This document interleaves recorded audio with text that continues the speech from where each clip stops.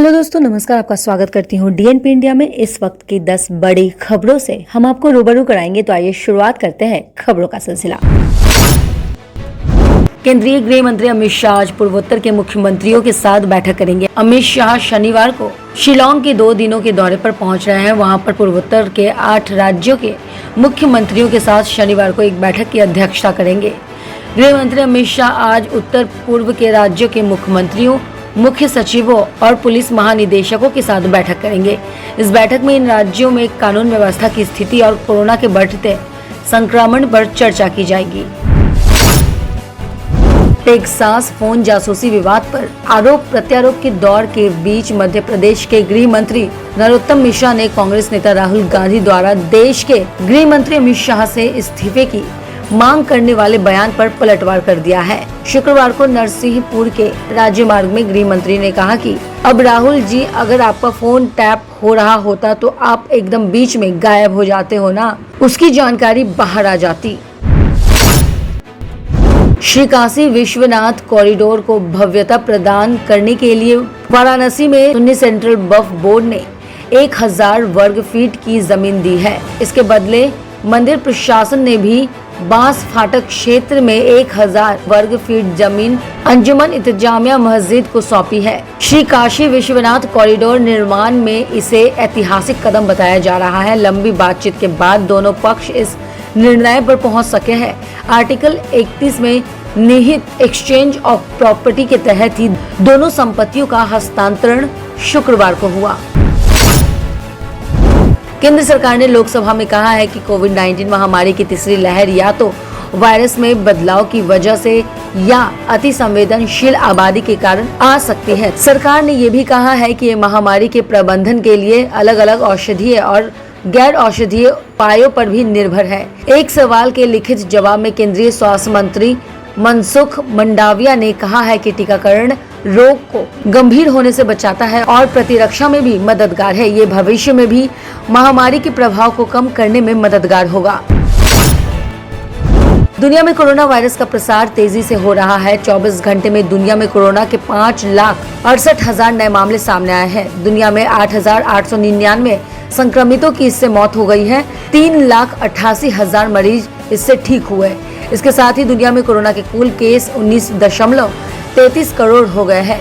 इससे कुल 41.50 लाख लोगों की जान गई है और कुल 17.57 करोड़ लोगों ने इसे मात दी है। अमेरिका में कोरोना संक्रमण के मामले में तेजी से वृद्धि हुई है। 24 घंटे में यहाँ 61,651 नए मामले सामने आए हैं। अब यहाँ कोरोना वायरस के कुल मामले 3,52,00,000 से ज्यादा हो गए हैं। एक दिन में कोरोना के चलते सबसे ज्यादा मौतें ब्राजील और इंडोनेशिया में सबसे आगे रहे। ब्राजील में 1,444 और इंडोनेशिया में 1,479 मौतें हुई हैं। देश के तालाबों और जलाशयों की 5वीं गणना के आंकड़ों से इस बात का पता चला है कि देश में 53,000 से अधिक तालाब और जलाशय सिंचाई के काबिल नहीं है। इनमें गाद भरी होने, पानी के अभाव और पानी खारा होने की वजह से उनका उपयोग सिंचाई के लिए नहीं हो पा रहा है। कई राज्यों में ग्राम समाज के जमीनों पर बने तालाबों पर कब्जा होने की वजह से भी उनका उपयोग नहीं हो पा रहा है। राज्यों और केंद्र शासित प्रदेशों को इन्हें अतिक्रमण मुक्त कराने को कहा गया है। इन तालाबों के पुनरुद्धार के लिए केंद्र ने 2,000 करोड़ रुपए मंजूर किए हैं।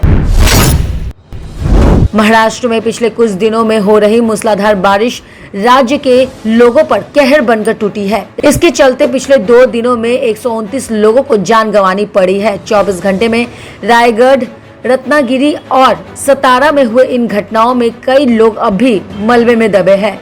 बाढ़ग्रस्त इलाके में लोगों को सुरक्षित स्थानों पर पहुंचाने के लिए एनडीआरएफ और एसडीआरएफ के अलावा नौसेना ने भी मोर्चा संभाल रखा है। देश के अलग अलग हिस्सों में जमकर बारिश हो रही है। महाराष्ट्र में हो रही भारी बारिश ने राज्य में तबाही मचा रखी है। वहीं दिल्ली के साथ देश में उत्तरी इलाकों में मौसम उमस भरा रहा, लेकिन अब उत्तरी राज्यों को जल्द ही गर्मी से राहत मिलेगी। मौसम विभाग का कहना है कि अगले सप्ताह में उत्तरी पश्चिमी बंगाल की खाड़ी में कम दबाव के क्षेत्र की वजह से पूर्वी और उत्तर भारत में अगले 2 दिनों तक अच्छी बारिश हो सकती है। मौसम विभाग ने कहा है कि दिल्ली, उत्तर प्रदेश, उत्तराखंड और हिमाचल प्रदेश में अगले 2 दिनों में बहुत ज्यादा बारिश देखने को मिलेगी। तेलंगाना और महाराष्ट्र में भी भारी बारिश ने तबाही मचा रखी है। शिल्पा शेट्टी इस समय बेहद मुश्किल दौर से गुजर रही है। शिल्पा के पति राज कुंद्रा पुलिस कस्टडी में हैं। उनके ऊपर अश्लील फिल्मों के कारोबार का आरोप लगा है। ऐसे मुश्किल समय में शिल्पा शेट्टी के फैंस ने उनका साथ नहीं छोड़ा। शिल्पा के समर्थन में उनके कई फैंस उनके घर के बाहर भीड़ लगाकर खड़े हुए दिखे। इन्हीं में से उनके एक फैन ने उन्हें फूल भी भेंट किए। वहीं इसका वीडियो तेजी से वायरल भी हो रहा है।